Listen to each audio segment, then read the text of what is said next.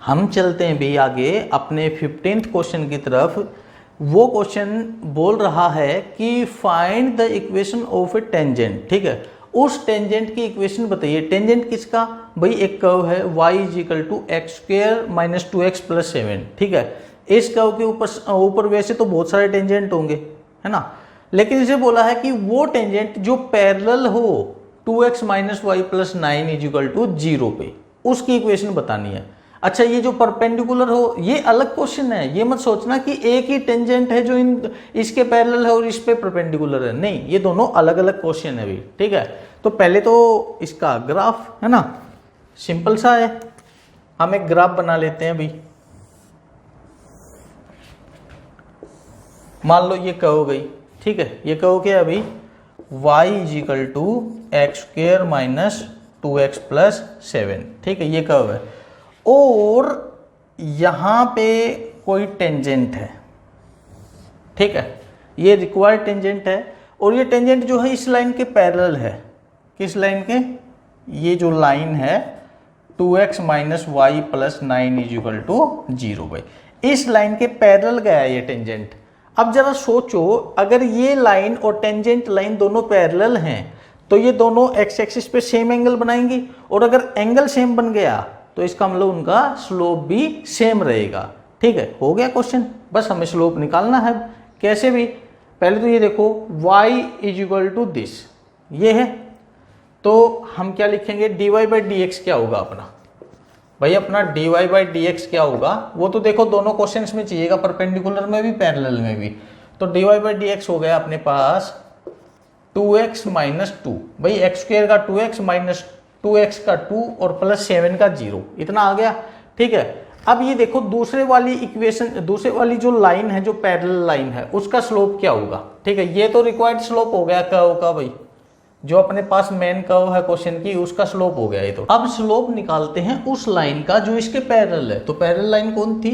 ये 2x - y + 9 भाई। ठीक है, तो 2x - y + 9 = 0। तो 2x का 2 हो गया माइनस y का dy/dx + 9 का 0, उधर क्या बचा? 0। तो हमें dy/dx क्या मिल गया अभी? ये 2 इधर आएगा -2 हो जाएगा, लेकिन dy/dx के साथ भी 2 था, वो माइनस था, तो दोनों माइनस खत्म हो जाएंगे। dy/dx हमें 2 मिल जाएगा। अब देखो भाई, ये dy/dx मतलब ये स्लोप किसका है? इस लाइन का, और ये स्लोप किसका है? इस कर्व का। मतलब ये स्लोप और ये लाइन का स्लोप दोनों इक्वल होने चाहिए, क्योंकि दोनों पैरेलल हैं, तो हम इनको इक्वल रख देंगे भाई। तो ये क्या है अपने पास? 2x - 2 = ये क्या है भाई? 2। तो 2x = ये 2 इधर आएगा तो 4 हो गया, तो x = 2 भाई। x की वैल्यू 2 आ गई। ठीक है, x की वैल्यू 2 आ गई। x क्या है भाई? ये वाला पॉइंट। ठीक है, ये वाला पॉइंट हमें मिल गया 2। अब देखो यहाँ पे y और निकालना है। अब y कहाँ से निकालें? देखो कुछ बच्चे क्या गड़बड़ करते हैं, कॉमन गड़बड़ है, कुछ बच्चे x की वैल्यू इसमें रख के और फिर y की वैल्यू निकालते हैं। अरे नहीं, इसमें नहीं रखनी भाई। ये देखो ना, ये जो पॉइंट आया है x जो आया है, ये इस कर्व का पॉइंट है। इस पॉइंट, ये जो पॉइंट है इस कर्व के ऊपर है, इसके ऊपर से टेंजेंट पास हो रहा है, यहाँ पे टच करके जा रहा है। ठीक है, तो हमें ये इसमें ना रख के इस कर्व में रखना है। तो देखो 2 रखेंगे यहाँ पे, तो 2 का स्क्वायर 4 - 2 × 2 4 + 7 भाई, 4 में से 4 गया, खत्म, क्या बचेगा? 7। तो ये आ गया अपना 7। अब देखो 2 और 7 क्या है? Passing point. पासिंग पॉइंट क्या होते हैं भी? x1 और y1। तो ये अपना x1 y1 आ गया। ठीक है, अब हम इस टेंजेंट की इक्वेशन निकालते हैं।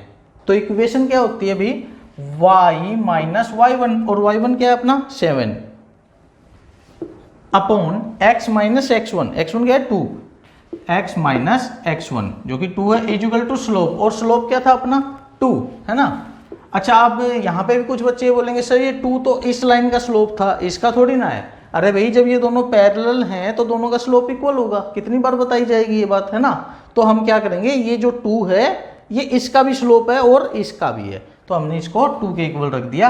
हमें मिल गया y - 7 = ये x - 2 उधर जाएगा तो 2 के साथ मल्टीप्लाई, 2 × x 2x, 2 × 2 4 भाई। ठीक है, उधर क्या है? 2x है, y उधर गया माइनस हो गया, -4 है उधर और -7 उधर गया तो प्लस हो गया। दूसरी तरफ क्या बच गया 0। हमें क्या मिला भाई 2x माइनस वाई -4 + 7 + 3 = 0 भाई। तो ये आ गया अपना इक्वेशन ऑफ टेंजेंट, उस टेंजेंट की इक्वेशन जो इस लाइन के पैरेलल है। 2x माइनस वाई + 9 = 0 इस लाइन के पैरेलल है भाई। तो ये अपना अभी फर्स्ट पार्ट हुआ है, अभी सेकंड पार्ट और देखते हैं इसका। हाँ तो इसका सेकंड पार्ट देखते हैं भाई अब हम, है ना। इसने सेकंड पार्ट ने ये बोला है, अभी तक जितना था वो तो है ना, कि भाई ये कोई कर्व है, इसका कोई टेंजेंट गया। अब हमें ये बताना है अगर ये टेंजेंट है ना इस लाइन के ऊपर परपेंडिकुलर हो, तो हम एक परपेंडिकुलर लाइन ले लेते हैं यहाँ पे, ये गई जैसे, और लाइन क्या है अपने पास 5y - 15x = 13 भाई, ठीक है। अच्छा अब अगर किसी बच्चे के माइंड में ये क्वेश्चन है कि सर ये जो लाइन गई है क्या जरूरी है ये इसी पॉइंट ऑफ कॉन्टेक्ट से ही जाइए, इधर से या उधर से नहीं जा सकती? बिल्कुल सही है भाई, ये जो लाइन है परपेंडिकुलर है टेंजेंट के ऊपर, तो ये कहीं पे भी परपेंडिकुलर हो सकती है, ठीक है। हमने मान लिया कि ये जो लाइन है ना ये वाली नहीं है, 5y - 15x नहीं है, और हम ये मान लेते कि ये लाइन यहाँ से गुजर गई, ठीक है। ये डॉटेड में ले ली मैंने ताकि पहचान ना जाए, अरे थोड़ी सी टेढ़ी हो गई है ना, ये ऐसे गई।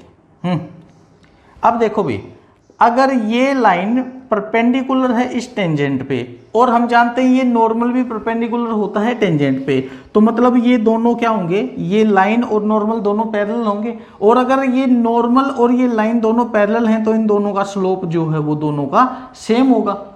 समझे या नहीं समझे? देखो भाई इस लाइन का स्लोप, ये जो टेंजेंट वाली लाइन है, इस लाइन का स्लोप तो m होता है जो कि हमने निकाल रखा है, ये रहा, है ना। हमने मान लिया ये स्लोप अपना m है भाई, 2x - 2 क्या है अपना m है।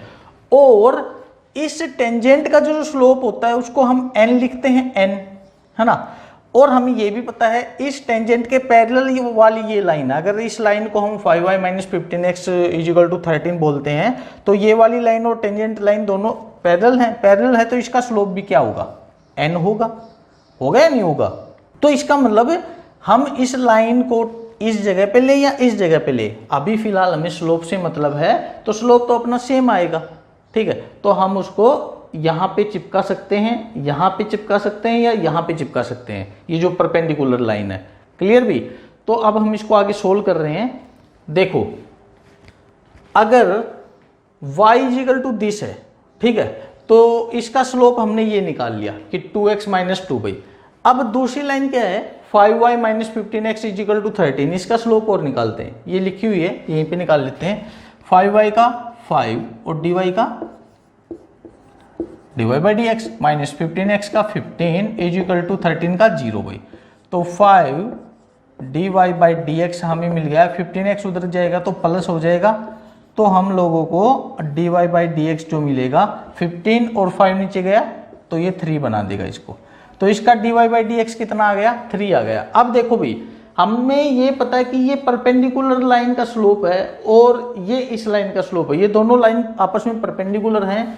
अगर इसका स्लोप हमने m लिखा है तो इसका दूसरी का स्लोप हम n लिख लिखें या नहीं लिखें? और हमें ये पता है कि अगर हमें m निकालना हो, तो वो होता है -1/n भाई, होता है या नहीं होता? देखो हमने ये पढ़ रखा ना m.n = -1, तो m अगर निकालना हो तो -1 और n इधर गया नीचे आ गया, ठीक है। तो m क्या है अपना 2x - 2 = -1/n, n क्या है भाई अपना, n है अपना 3। अब ये 3 उधर जाएगा तो 6x - 6 = -1, तो 6x = -1 और 6 इधर आया तो प्लस हो गया, तो 6x हमें मिल गया 5, तो x क्या मिला भाई हमें 5/6 x मिल गया। तो एक पॉइंट आ गया हमारे पास, मतलब पॉइंट का एक कोऑर्डिनेट आ गया 5/6। अब यहाँ पे y और निकाल सकते हैं, कैसे? x की वैल्यू इसमें रख के y निकाल लेंगे, तो x की वैल्यू इसमें रखते हैं भाई, y क्या है अपने पास x² - 2x + 7, x क्या है अपने पास 5/6, यहाँ रखते हैं भाई 5/6 का स्क्वायर -2 × 5/6 + 7 कितना आ गया अभी ये 5 का स्क्वायर 25 और 6 का 36 माइनस 10 बटा 6 प्लस 7, ये आ गया अभी अपने पास 36 एलसीएम आ गया, ये 25 माइनस 6 60 प्लस ये 7 42 7 21 और 4 25 पे 252। ठीक है, ये दोनों प्लस की टर्म है, ये माइनस की टर्म है, दोनों जुड़ जाएंगी। 252 और 25 को जोड़ देंगे हम, हमें y मिलेगा ये 2 और 5 7, 5 और 2 7, 277 माइनस 60 बटा 36 भाई। ठीक है, ये कितना बचेगा, 7 में से 0 गई 7, 217 बटा 36, 217 बटा 36 ही बचेगा ना। ठीक है, इतना आ गया भाई अपने पास, x और y की वैल्यू आ गई अपने पास, x और y आ गए, मतलब ये पॉइंट आ गया अपने पास जिसको हम जनरली x1 और y1 बोलते हैं। इसमें हम x और y निकाल लिया हमने। ठीक है, तो x1 y1 आ गए।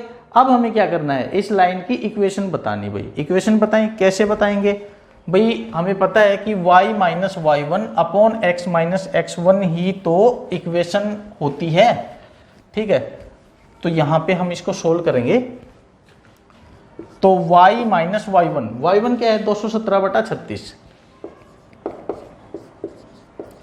अपॉन x माइनस x1 कितना अपना भाई 5 बटा 6 इक्वल टू स्लोप। अब देखो भाई, हाँ यहां पे क्या गड़बड़ करते हैं बच्चे, स्लोप में यहां पे इसका स्लोप रख देते हैं। इसका स्लोप 3 आया था ना, साफ कर दिया, चलो इसका स्लोप 3 आया था, याद कर लेंगे, है ना। इक्वल टू स्लोप 3 रख देते हैं भाई, नहीं रखना, वो स्लोप 3 जो है वो इसका आया था, इस लाइन का जो परपेंडिकुलर लाइन है। और अगर यहाँ पे 3 रख देंगे ना हम, तो इसी लाइन की इक्वेशन निकलेगी। हमें इस लाइन की इक्वेशन नहीं बतानी, हमें तो इस टेंजेंट की इक्वेशन बतानी है। तो इस टेंजेंट का स्लोप क्या था, हमने देखा था इस टेंजेंट का स्लोप और ये वाला स्लोप दोनों -1 गुणा देंगे। हमने देख लिया था कि टेंजेंट का स्लोप m है ना, और लाइन का स्लोप है 3, तो m इंटू 3 -1 देगा, तो m इजिकल टू -1/3। ये आया था अपने पास, साफ कर दिया, यहीं पे लिखा था। तो m इजिकल टू -1/3, तो इसका स्लोप -1/3 आ गया अभी। अब हम इनकी क्रॉस मल्टीप्लाई वगैरह वगैरह करके अपनी इक्वेशन निकाल लेंगे। कैसे करेंगे भाई, तो ये 3 इधर आएगा तो 3y माइनस ये 217 बटा 36 की 3 से गुणा हो जाएगी। उधर क्या है -1 और -1 की मल्टीप्लाई हो जाएगी भी x माइनस 5/6 से। ठीक है, तो ये मिल गया हमें 3y माइनस, भाई 3 से इसको काट देंगे हम, 36 कटेगा तो 12। ठीक है, हमें मिल गया 217 बटा 12 इजिकल टू, और ये हो गया -x और +5 बटा 6 भाई। ये कितना आ जाएगा, 12 या 36 y माइनस 217 बटा 12 इजिकल टू -6x + 5 बटा 6। एलसीएम ले लिया दोनों तरफ। अब ये 12 को इधर लेके आएंगे। ठीक है, 12 इधर आएगा तो सीधी सी बात है गुणा में आ जाएगा, और 6 से ये 2 पे कट गया, तो हमें मिल गया 36y माइनस 217 बराबर, अब ये 2 इन दोनों के साथ मल्टीप्लाई होगा भाई, -12x + 10 भाई। ठीक है, ये -12x को इधर लेके आएंगे तो प्लस हो गया, 36x इधर प्लस है ही, -217 है, 10 इधर आएगा तो माइनस हो जाएगा, उधर क्या बचेगा 0। तो हमें मिला फाइनली +12x + 36y और -217 और 10 227 इजिकल टू 0 भाई। तो ये है अपना इस क्वेश्चन का दूसरे पार्ट का आंसर भाई, 12x + 36y - 227 इजिकल टू 0 भाई। क्लियर। अपना 16th क्वेश्चन भी बहुत सिंपल सा है। क्या है कि क्वेश्चन बोल रहा है कि y इजिकल टू भाई y इजिकल टू 7x³ + 11। ठीक है, और हमें ये बताना है कि इस कर्व में 2 पॉइंट हैं, कौन कौन से, x इजिकल टू 2 और x इजिकल टू -2। इन दोनों पे जो स्लोप है ना वो सेम रहेगा। सीधा सा है भाई, आप लोगों को क्या करना है, dy/dx निकाल लेना है। ठीक है, dy/dx कितना आ जाएगा, 21x² हो गया। अब देखो स्लोप इक्वल कब आए, जब ये स्लोप x की वैल्यू रखने के बाद इस स्लोप में अगर वैल्यू इक्वल आ गई तो स्लोप इक्वल है। सीधी सी बात, x के ऊपर स्क्वायर है तो 2 का स्क्वायर कर लो या -2 का स्क्वायर कर लो, इक्वल ही आना है भाई। 2 का स्क्वायर करेंगे 4, 21 गुणा 4 84 आ जाएगा। -2 रखेंगे, -2 का स्क्वायर भी 4, 21 गुणा 4 84 आ जाएगा। तो सिंपल था ये क्वेश्चन, हो गया। 17th क्वेश्चन बोल रहा है कि भाई y is equal to X cube एक कर्व दे दी और हमें वो पॉइंट बताना है जहां पे स्लोप जो है ना इक्वल होगा y कोऑर्डिनेट के। सीधी सी बात है, पहले स्लोप निकालो, स्लोप मतलब dy बाई डी एक्स निकालें, तो क्या होगा dy बाई डी एक्स भी 3x² हो गया। अब इसने ये बोला कि स्लोप ये जो ना इतना आ गया dy बाई डी एक्स, और स्लोप किसके इक्वल होना चाहिए, y कोऑर्डिनेट के। इसका मतलब हम 3x² को क्या रख सकते हैं, y रख सकते हैं। अब ये देखो y is equal to this और y is equal to this, हमें दो इक्वेशन मिल गई। यहां से हम लोग क्या करेंगे, x और y की वैल्यू निकाल लेंगे भाई। क्लियर। 18th क्वेश्चन बोल रहा है भाई हमें कि for the curve y is equal to 4x³ minus 2x raise to power 5। ठीक है, ये कोई कर्व दे दी और फिर ये बोल रहा है इस कर्व के ऊपर वो सभी पॉइंट बताइए जिन पॉइंट्स का टेंजेंट जो है ना ओरिजिन से पास हो रहा हो। करें कैसे, सबसे पहले तो अपना सबसे बड़ा हथियार, और सबसे बड़ा हथियार अपना क्या है, ग्राफ, है ना। बना लेते हैं अभी, ये अपना हथियार, ये कर्व गई। ठीक है, ये कर्व क्या है भाई कि y is equal to 4x³ minus 2x raise to power 5, ये कर्व है। अब हमें ये नहीं पता कि कितने पॉइंट हैं, बहुत सारे पॉइंट भी हो सकते हैं क्योंकि उसने पॉइंट्स बोला ना क्वेश्चन ने।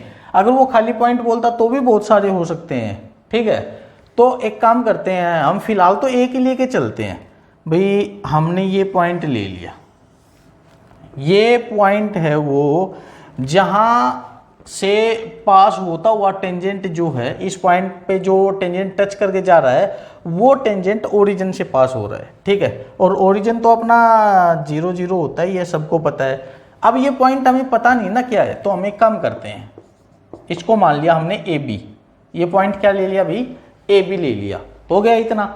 अब सुनो क्या करना है हम लोगों को, पहले तो इस कर्व से स्लोप निकालेंगे। तो स्लोप कैसे निकालते हैं भाई, y इज इक्वल टू ये है, तो अपना dy बाई डी एक्स क्या हो जाएगा। ठीक है भाई, अपना dy बाई डी एक्स हो जाएगा 4x³ है, 3 आगे आएगा तो 12, x की पावर 2 रह गया, माइनस 5 आगे आएगा तो 10, x की पावर 4 होगी। ठीक है, अब इसके बाद हमें क्या करना है, ये देखो ये स्लोप आया है किसका, इस कर्व का आया है, मतलब इस कर्व के ऊपर जितने भी वो टेंजेंट होंगे उन सबका स्लोप ये है। फिर बात ये आ गई कि हमें तो वो टेंजेंट का स्लोप चाहिए जो ए बी पॉइंट के ऊपर है, ए बी, तो x की जगह हम क्या रखें, a, और y की जगह b। तो x तो है इसमें, y नहीं है, तो खाली a रख लेते हैं। तो 12 x की पावर 2, अरे x की जगह तो a रखना है ना, a की पावर 2 माइनस 10 a की पावर 4 भाई।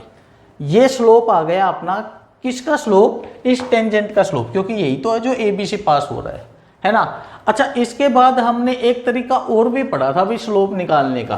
भाई स्लोप निकालने का एक तरीका और भी पढ़ा था हमने, वो ये था कि अगर कोई लाइन 2 पॉइंट से पास हो रही है, मान लीजिए x1 और y1 है, और दूसरा पॉइंट है भाई x2 y2, अगर इन 2 पॉइंट से एक लाइन पास हो रही है तो इस लाइन का स्लोप हमने ये पढ़ा था कि y2 minus y1 upon x2 minus x1 होता है।